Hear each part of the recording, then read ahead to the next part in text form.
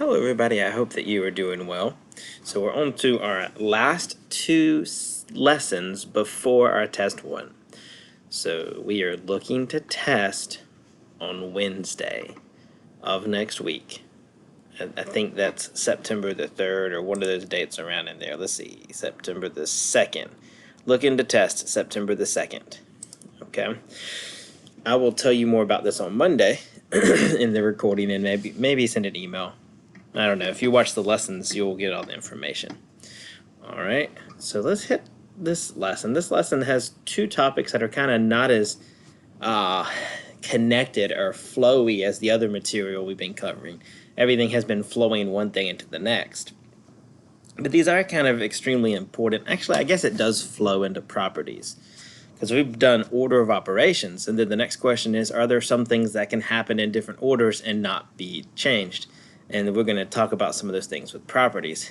Number of classifications, kind of our awkward thing they throw in there, and I thought this was the best place to try to do it before we get to the test. So number of classifications.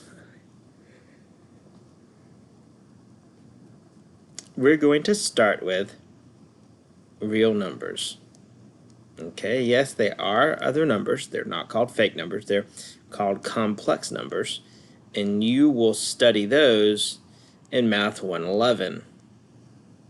But for this class, we only do real numbers. Okay? In real numbers is everything that you probably think of when you think of numbers. It breaks down into two categories. Okay? Two categories of real numbers. Okay? So every real number is either a rational number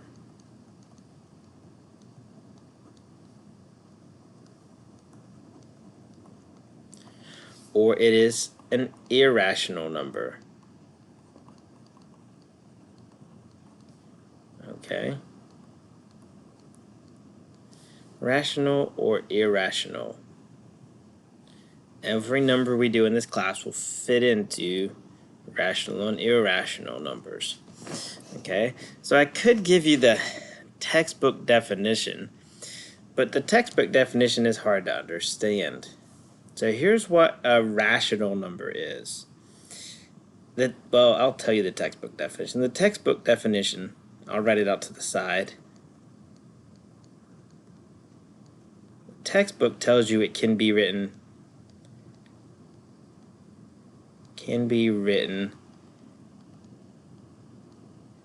as a fraction. So something like 2 over 3. That's a rational number. You know what else is rational is like a whole number, 6. Because couldn't you write 6 as a fraction? Because remember, we can always put it over 1. Or, let's see, something like this. Square root of 9. Does anybody know what the square root of 9 is? That's just 3. We could write that as a pretty nice whole number. Negative 2. We could go with decimals. 3.518. So here's the rule. So this is the textbook definition. The easiest way to remember in my way of thinking is these are decimals, are numbers that well, let's see. It's easier to write it over here. These are numbers, rational numbers, that either do not go on forever, or if they do, they're repeating, like 3.33333 repeating. Okay? So basically, there's a pattern here. You know what's coming next. Here, we stopped. There's nothing else there. An irrational number is one that keeps going on and on and on without any repeating. Okay, so it just doesn't make sense. You could not make sense of or guess what's coming next. You just don't know. There's some famous examples of irrational numbers. For instance, pi is a famous irrational number because it is a decimal place, a number that continues to go on forever without hitting repeating part where it gets stuck, well, you know what's coming next. Other irrational ones are if we try to take the square root of a number that's not perfect. If you typed in square root of 7, it would give you a nasty decimal that will go as many places as your calculator will hold. Square root of 7 is irrational. So there's the big difference. Irrational means the decimals are going forever without repeating. Rational means they stop. Or if they don't stop, they repeat.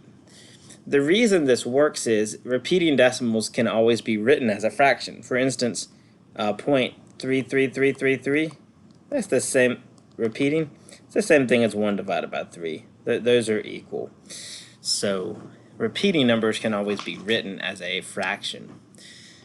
Non-repeating ones that go forever cannot be written as a fraction. So that's the textbook definition. The easiest way to remember it is irrational kind of don't make sense. You can't guess what next number is coming. Okay?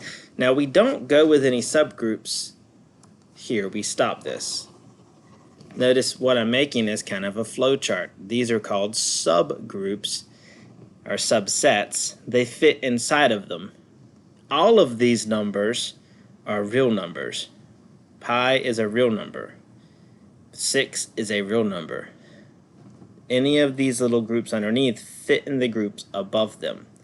So for instance, the next group down, we're going to go with another subgroup that just gets a little bit more exclusive, is the integers. So you have to be able to identify number types or know number types. So the integers, okay? Now, integers are what we think of as the pretty numbers. Sometimes we lazily call these whole numbers, and that's incorrect. But these are the ones that are not decimals, not fractions. They could be negative, like -3 or -2 or -1. They could be 0. They could be positive numbers. And they could count up or down forever. Just notice there's no fractions or decimals. Now I could try to trick you. I could do this like 8/2 and ask you, is that an integer? And actually it is, because what is 8 divided by 2? That's just 4, right? Or I could try to trick you in this way, give you like the square root of 9. Well, that's just 3. That's an integer.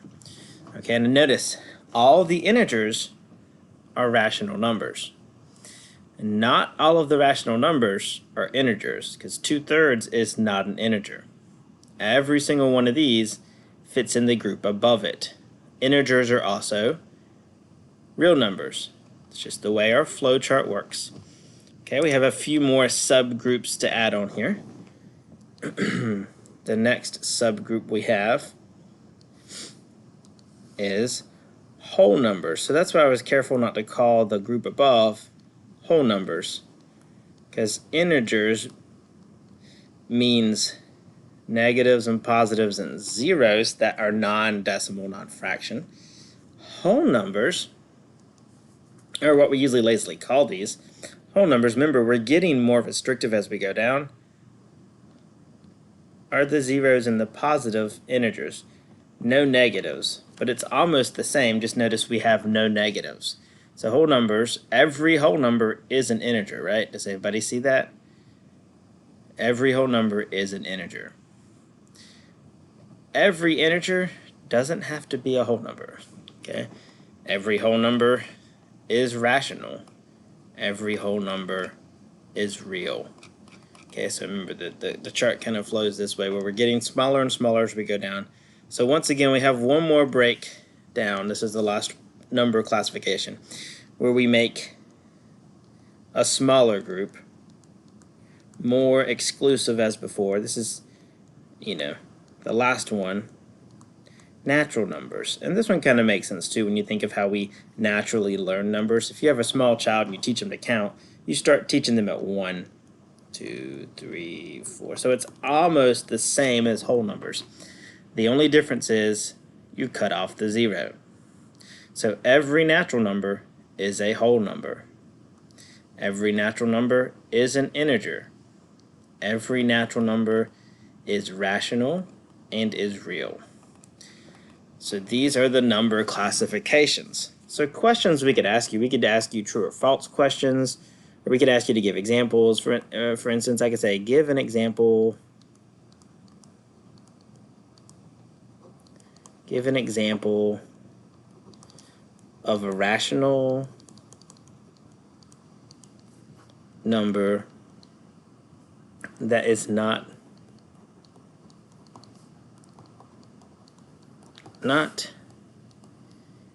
an integer. So could you do that? So we need a number that is rational that's not an integer. Well, that should be pretty easy because integers are pretty nice numbers. So if you just give me a decimal, this is rational, right? But it's not an integer. Some other examples, you could do a fraction. 5/2, 1/3, things like that. Okay? So be able to answer questions like that. Let's do one more example of a question you might run into, something like this. Let's see. True or false? 3.27 is a rational number. Is that true or false? So let's see. Rational numbers, remember, are ones that can be decimals as long as the decimal doesn't repeat forever or go on forever. Or if it does, it has to be repeating. Yeah, that doesn't go on forever, so true. That is a rational number. Okay. All right. So you'll see some other things. We might ask you to, let's see, another example is we could say something like this. In roster form,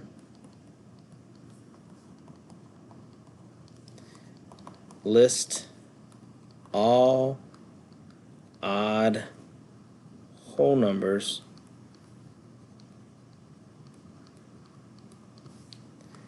less than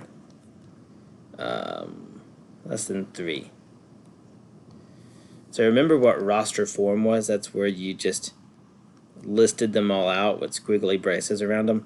So we want to list all odd whole numbers less than 3. So which ones are less than 3? Though here's the whole numbers. Less than 3 would be what? 0, 1, and 2. But they have to be odd. Which of these are odd? Only 1 is odd, so this is a very short list. If there were more things, I would put commas and, put them there, but there's only one thing in this list. So be able to list stuff out in roster form as well. That's just where you list it out with squiggly braces. Okay. So now we only have one other topic, but it's kind of like this topic where it's big and has lots of ideas in it. Now we're going to go on to properties. Okay, and I break down properties kind of in a categorical way where I categorize the properties. Okay, once again, I've told you several times, I could teach this class just with multiplication and addition, multiplying and adding. I'm going to give you a property, and there will be a multiplicative one and an additive one, a multiplying one and an adding one. So pretty much you can cut the number that you have to memorize in half if you can conceptualize this. Okay? So let's list some properties. So what we're going to have you do, you'll see, is show you operations and you tell me which property is being applied. But first you need to know the properties. So let's go with some of the properties. Let's hit up the first one. It doesn't matter what order I do these in. Let's do commutative. The commutative property. And there's one for adding and there's one for multiplying. Okay. Additive. So let me write it a better way.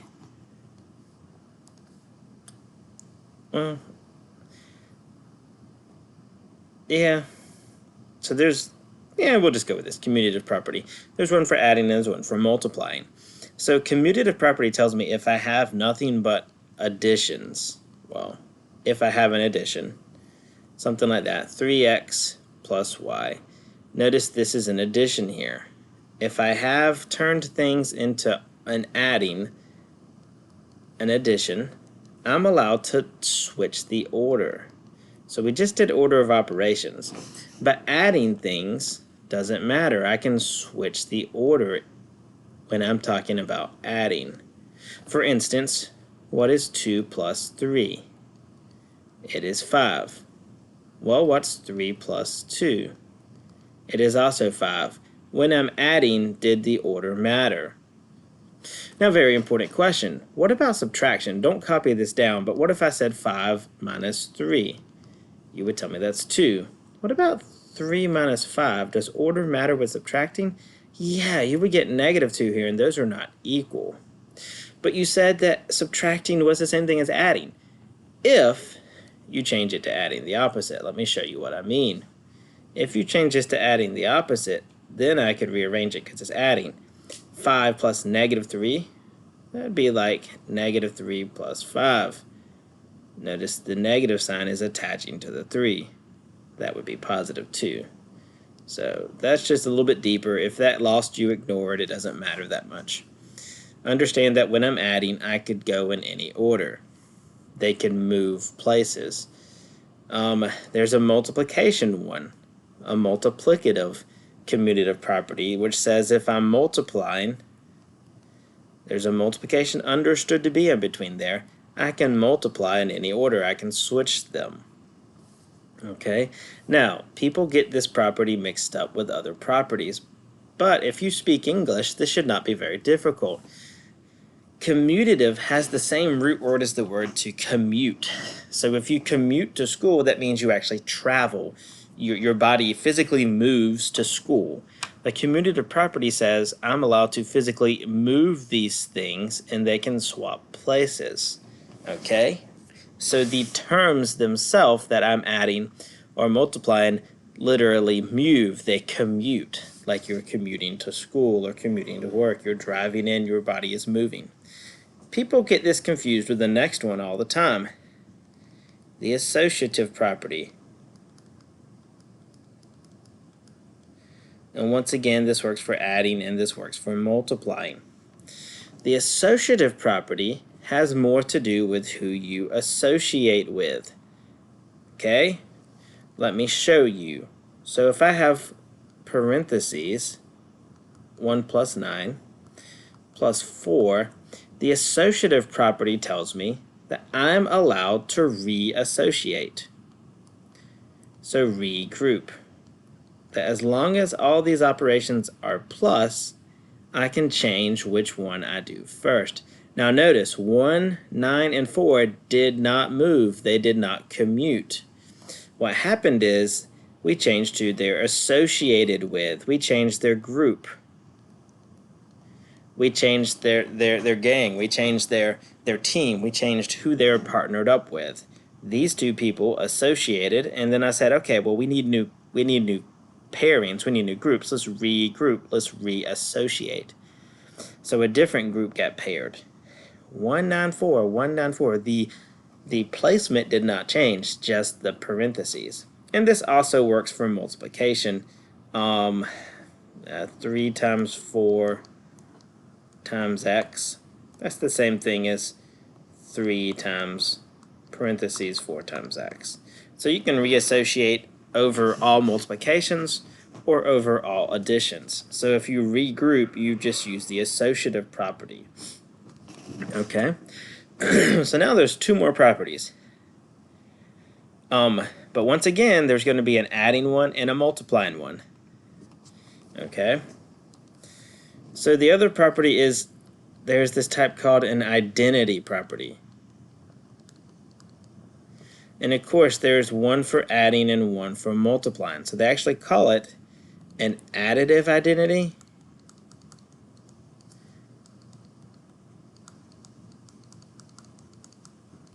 and a multiplicative identity.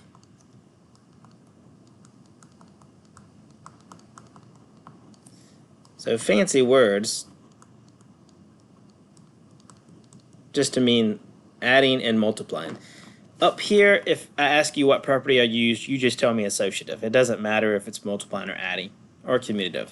Here, if I ask you, you have to tell me which operation the identity is working on. And I'll show you the additive identity. This should make sense as well, because an identity means you get to keep your identity. you get to keep your identity. For instance, I guess not an equal sign, but an arrow. If I think of a number, let's say 2. This is the additive identity. So is there a number that I can add to 2 and keep its identity? Hopefully you think, oh, what can I add to 2 and it's still equal to? Or I could add 0. If I add 0, then I kept my identity. That is called the additive identity. When you add 0 to something, you keep your identity. Now similarly, multiplicative identity says I take something, I don't know, 5. Is there something I can multiply by and stay as a 5? It's not 0, because 0 would make that 0. What is it? Oh yeah, if I multiply by 1. So the multiplicative identity is when you multiply by 1 to keep your identity. So both of these are identity properties. One is the additive identity, one is the multiplicative identity. It just says I added 0 or multiplied by 1 and kept my property or kept my identity. All right, one more property. Let's see, this one's called the inverse property. Inverse, and we're going to break it down. There is an additive inverse and a multiplicative inverse. So I'm going to shorthand this a bit. You can shorthand it in your answers to add inverse and the multiplicative or mult inverse. Now please don't get these two confused, but if you know that an identity helps you keep your identity, and you know that an inverse sounds like that's undoing something, then we should be good to go, right? So let's think about this. We'll go with blue again. So an additive inverse says I could take any number, 8, and there's something that I can add to it to undo it, to inverse it. Well, this has a lot to do with that word opposite. If I add the opposite to it, that would completely cancel it out to 0 or add it to 0, right? So this part right here, adding the opposite, is called the additive inverse. Same thing for multiplicative inverse. If I take a number, it doesn't matter, 3/5, is there something I could multiply by to cancel it out? And the answer is yeah. Here we use the inverse. What do you think we're going to use here? The reciprocal. If I multiply by a reciprocal, here I multiplied by the reciprocal, that's kind of the opposite when it comes to multiplying, I end up getting 1. Notice I get different things here, but this ties in a little bit. What was the additive identity? Adding 0. What was the multiplicative identity? Adding 1. So when you do an inverse, what you get back is the identity. You get back a 0 or you get back a 1. But you kind of, for lack of proper terminology, you were doing the opposite, or you were canceling out. So for adding, we use opposites. For multiplying, we use reciprocals. So those words popped up again, like in our first few lessons. Okay, so all we're going to do here, so if I wanted to give you another example of these, for instance, if I did this, 6 plus parentheses 5 times 1, that's equal to 6 plus 5. We're going to ask you, hey, what property was used here? Well, what changed from here to here? All that changed was 5 times 1 became 5. So 5 kept its identity. So that is a multiplicative identity. That's the property that was used. So we can ask questions like that. Or something like this. Another example. On the test, you may see questions like this. 4 plus negative 4 plus 7 equals 0 plus 7. What changed in this one step? What changed was this 4 plus negative 4 became 0. What is that? They canceled each other out. That's an additive inverse, right? So that's what happened in this step. I could carry this a step further, and you could say, oh, and I know 0 plus 7 is 7. Well, what did we do in this step? We added 0. Where did I add 0? Adding 0, it kept its identity. This step comes from the additive identity. So in a whole string of math, each step could come from one of these properties. Each step could come from one of each equal signs that leads us to a new step of math could come from one of these properties, or it's going to come from you just doing arithmetic, like adding or subtracting, okay? And these are the type of questions we'll ask you on the test, is we'll say, hey, what property happened from here to here? What property happened from here to here? What property happened from here to here? Okay? Now that's all I have for you. Make sure you do your worksheet and do your My Math Lab homework. And next time on Monday when I post the lesson, I will try to lay out what's coming on the test a little more explicitly, what's expected of you. Okay? And then we'll test on Wednesday. Hope you have an awesome weekend, and I'll see you again on Monday.